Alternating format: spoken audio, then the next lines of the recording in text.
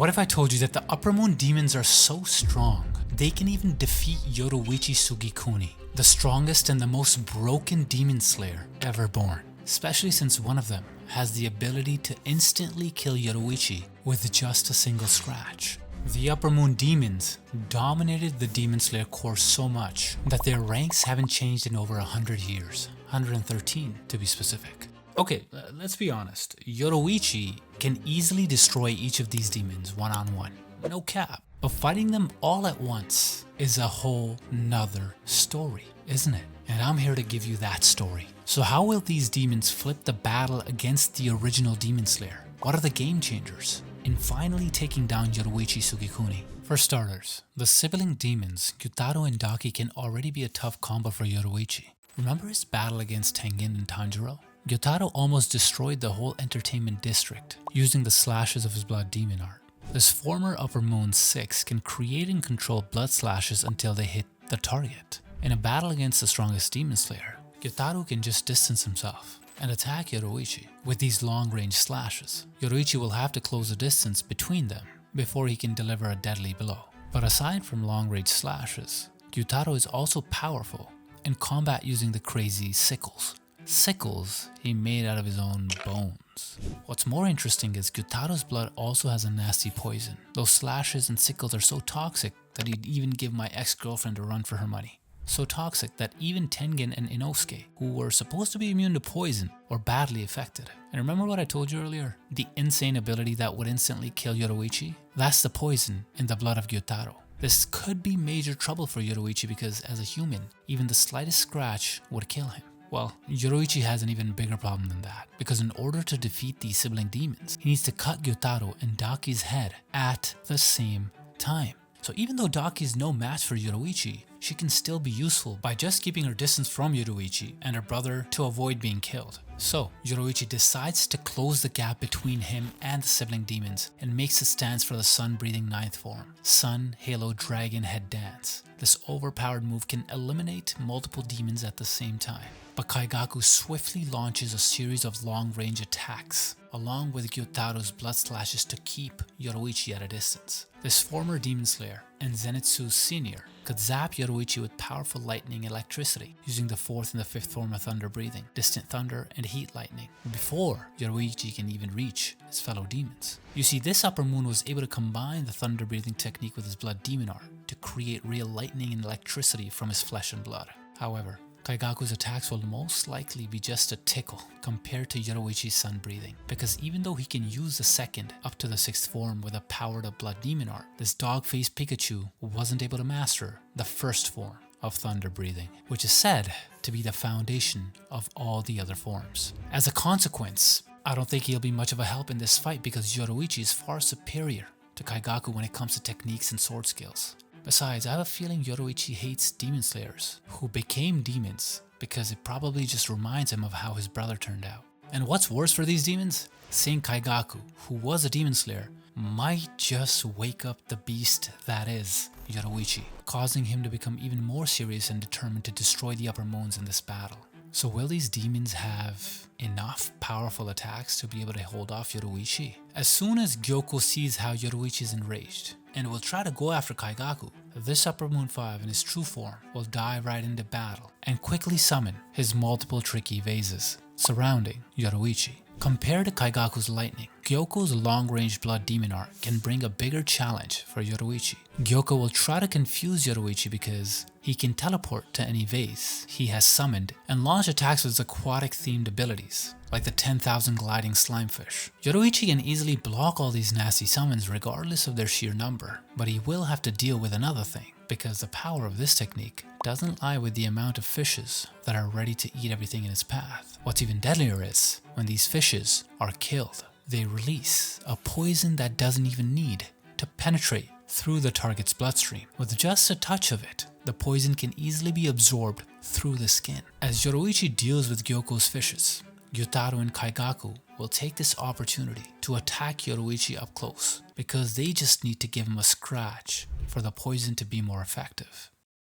While for sure Yoriichi will still be quick on his feet and launch a counterattack, he would either use sun breathing, second form, clear blue sky, or the 7th form, beneficent radiance. These crazy 360-degree maneuvers would allow him to destroy the fishes that would surround him, and at the same time, disperse the poison they release. This move can also fend off Gyutaro and Kaigaku even if they attack on any random side. Damn, does this dog have any blind spots? Yoriichi can easily take out Gyoko. He just needs to figure out the annoying techniques of Gyoko's vases, using the transparent world. With Yoriichi's extrasensory perception and extreme speed, he'll easily make sushi out of Gyoko and his summons. But Hantengu would definitely not allow this. As scared as he was, he quickly joins the clash, and as Yoriichi swings his sword, the Upper Moon 4 will allow himself to be cut on purpose, so that he's able to summon and split into his powerful clones, Sekido, Karaku, Aizetsu, and Urogi. These 4 clones are not just Hantengu's inside-out characters. Each of them is also incredibly strong. Just like Kaigaku, Sekido will try to attack Yoriichi with massive amounts of electricity, and Urogi will do the same with the blast of sound waves from his screams. All these petty tactics just to paralyze Yoriichi. Ultimately, Hantengu will summon his greatest form, Zohakuten. Aside from the power of the individual clones he possesses, Zohakuten will use the wood dragons from his blood demon art to try to restrain Yoriichi. Gyoko at the same time casts his water prison pot to help catch and contain Yoriichi. Zohakuten can just keep on launching his dragons without worrying about being killed, since Yoriichi will be aiming to chop off the head of the main body to be able to kill Hantengu. With Gyutaro's speed, he's able to hide behind these dragons' thick bodies and sneak in an attack from behind Yoriichi. Yoriichi blocks Gyutaro's slashes, but these attacks were powerful enough to leave multiple cuts on Yoriichi's blocking arm. With quick thinking, Yoriichi immediately controlled the blood flow in his arms, so that the poison could not reach a critical point in his bloodstream. If you're forgetting, Zohakuten can hide Hantengu's main body, and so he could also do this with Daki. He could tuck them away within his blood demon art. Gyutaro and Daki won't be easily killed by Yoriichi. Gyutaro can then go wild as much as he wants to help Zohakuten drive Yoriichi into a corner. The battlefield is slowly being destroyed as these demons try to catch Yoriichi, and as their relentless attacks keep on chasing him, Yoriichi unleashes sun-breathing 3rd form, Raging Sun. He performs 2 slashes around him to block all the incoming attacks from all these demons, and he uses the 11th form, Fake Rainbow, to dodge all the other remaining strikes. Yoriichi follows up on these moves with the use of Transparent World to quickly find Hantengu's main body and Daki. But as he charges with the 8th form, Sunflower Thrust, he's caught off guard and is immediately transported, falling down an endless pit in the Infinity Castle. With Nakime's powers, she can transport all the Upper Moons and Yoriichi into her domain. You see, Nakime is technically not strong, and not much of a fighter compared to the other Upper Moon demons. But this Shadi's blood demon art is so powerful that she can easily turn the tide of a battle, especially this one, by just bringing Yoriichi to a place where she has command over everything. Her techniques all in all are not deadly themselves either, but they are so insanely annoying. She's just gonna bring Yoriichi in an endless maze and surprise him with blitz attacks using the rooms in the castle as huge pillars to crush Yoriichi. She'll be controlling even the position and orientation of other demons to maximize all their attacks within this huge maze of the castle. Can this trick really boost the attacks of the demons and eventually hit Yoriichi? I don't know, but this move might actually just help Yoriichi. He could pick off these separated demons one by one. Though it would be hard for Yoriichi to be able to individually locate each of these demons, they will try to catch him off guard with surprise attacks. Yoriichi uses this to his advantage. Kaigaku gets cocky and thinks of ambushing Yoriichi after the previous attacks weakened him. When he saw a chance, Kaigaku swiftly attacked with thunder-breathing 6th form, Rumble and Flash. He thinks that this powerful ranged attack would shock Yoriichi, but it was the other way around. Yoriichi instantly dodges Kaigaku's attack and finishes him with sun-breathing 5th form, Setting Sun transformation. It's a bittersweet feeling for Yoriichi, taking the head of a demon and a demon slayer as his first victim. The Upper Moon demons became uneasy and cautious after the demise of the Upper Moon 6. But Akaza ain't no wussy. This guy goes to face Yoriichi head on. This Upper Moon 3 demon is a monster in close combat battles. Akaza possessed insane strength and speed that is even scarier when applied with his blood demon art. His powerful martial arts attacks can become way stronger with the addition of destructive shockwaves in his punches and kicks. And as Yoriichi's stamina decreases, he'll be joining the front lines to grab this opportunity. Zohakuten continues to control his wood dragons. Gyutaro and Akaza, on the other hand, charge to attack Yoriichi while he's busy dodging all these dragons. This forces Yoriichi to use a spiraling attack of the fourth form, Burning Bones Summer Sun, to defend himself against the three demons. Akaza makes a counter by activating his Blood Demon art, Compass Needle. But this trump card won't work against Yoriichi. Why? Simply because Yoriichi has already achieved the Selfless State, or the Domain of Supremacy. You see, Akaza's Compass Needle allows him to find the weak spot of his enemy and become aware of any attacks as long as he senses the enemy's fighting spirit. But the Selfless State is the highest form of physical combat that would allow Yoriichi to erase his fighting spirit and focus on Akaza. And with Transparent World, Yoriichi could even locate Akaza's weak spots and strike through them. Even though Akaza is one of the strongest even in the ranks of the Upper Moon, being as cunning as he is, he'll quickly back off when he senses Yoriichi's overwhelming aura. Yoriichi takes this opportunity, try and overpower Akaza in his hesitation. And in Akaza's last-ditch effort to back off, he calls on Gyoko and Gyotaro to help him. Yoriichi blocks these three attacks without any difficulty. However, Zohakuten uses this chance to hurl his Blood Demon art, Spear Projection, towards Yoriichi. He is able to puncture Yoriichi on his left shoulder with a powerful spear and left a shallow wound. The good thing is, these three demons weren't able to follow up the spear projection after they got blocked, and Akaza isn't using any kind of weapon. So how can this cocky Tekken boy fight against Yoriichi and his red Nichiren sword?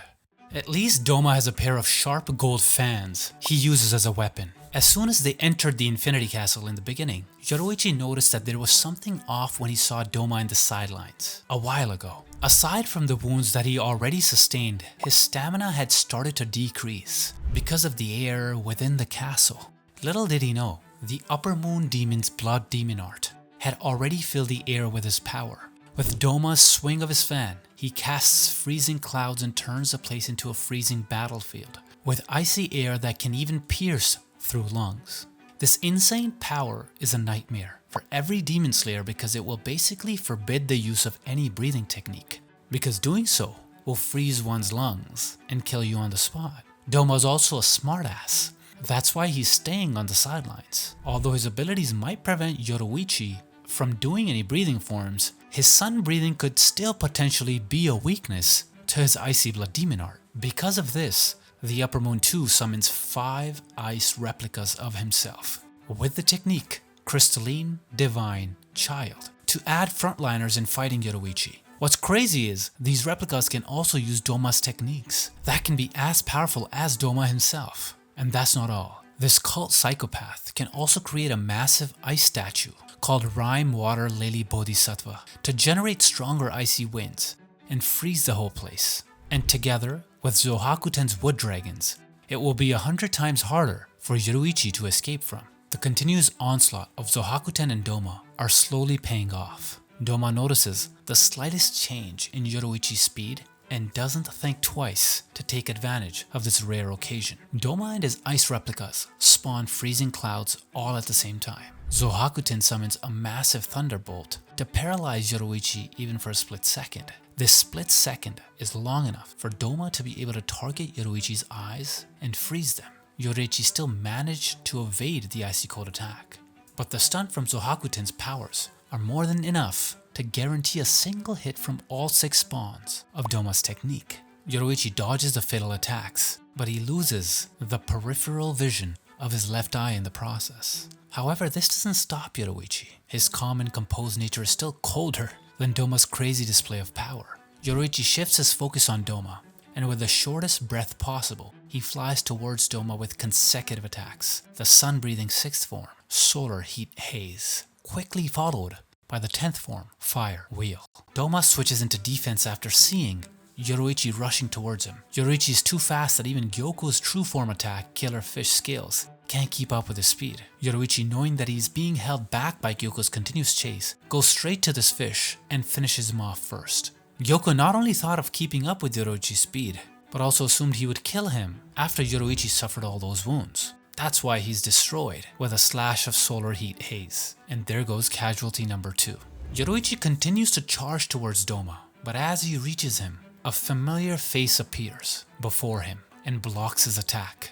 The strongest among the Upper Moons, Kokushibo, unleashed moon-breathing, 3rd form, loathsome moon chains to block Yoriichi's assault. Yoriichi was taken aback to see his twin again, who is the strongest among the upper moon demons. Despite being the most powerful demon that was in front of him, Yoriichi felt pity and at the same time extreme anger. Kokushibo spends no time talking to his own brother and rather commands the remaining upper moons to attack him all at once. He instantly transforms the katana made out of his own flesh to an insanely long sword with extending blades along its sides to set the final stage of this battle with a powerful moon-breathing sixth form, perpetual night, lonely moon incessant. This wild barrage of moon blades fly right in front of Yoriichi, forcing him to evade the slashes that are about to strike him. Yoriichi probably recognizes that Kokushibo has definitely grown much stronger, and taking him lightly would cost him heavily. With Kokushibo's mastery of the 16 forms of moon breathing, he has a lot of attacks to choose from. Without a doubt, he's basically the strongest among the upper moon demons, both in close and long range attacks. And so as soon as Kokushibo released the sixth form, he joined the whole squad in charging towards Yoriichi, because he knew even all of them together still might not be enough. Gyutaru, now with Daki, Akaza, and Doma's ice replicas, attack in all directions while the others maintain their distance and aim their techniques towards Yoriichi. Hantengu spams his wood dragons as the hands of Doma's massive ice statue reach for Yoriichi. The others were waiting for an opening to launch a follow-up attack after these monsters went wild with their techniques. Yoriichi thought at the moment that if this battle drags on, he will be at a disadvantage because of his limited stamina. That is why he clears his mind and gathers all his strength to eliminate the demons charging at him with powerful slashes from sun-breathing ninth form, Sun Halo Dragon Head, killing Gyutaru, Daki, and Akaza at the same time. All the remaining moons are surprised with the turn of events. Well, who wouldn't be?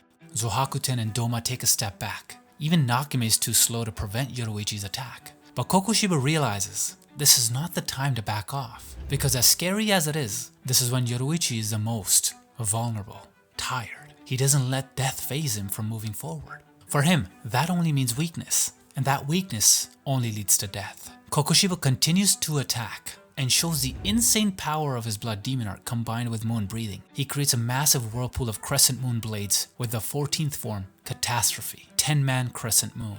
Doma quickly realizes the situation from Kokushibo's response and musters up the courage to reach Yoriichi by trying to impale him. He spawns wintry icicles to pin down Yoriichi in order to successfully give Yoriichi a full hit of Kokushibo's attack. But surprisingly to both of them, even in this damaged state, Yoriichi just moves forward in spite of the damage taken from these attacks, with his sun-breathing 12th form, Flame Dance, as he stands there, exhausted, yet extremely dangerous. Yoriichi isn't giving these demons a chance to absorb what had just happened with the others, and let them take advantage of his injuries. Quickly he hunts down Nakame so that he can focus on the fight without any lousy tricks. Yoriichi sneaks at the back of Nakame undetected, as something she never expected, and immediately finishes her off with the 10th form, Fire Wheel. The Infinity Castle starts crumbling down, and the remaining demons are falling apart. But Yoriichi would not allow these demons to escape, even if it means he's gonna be buried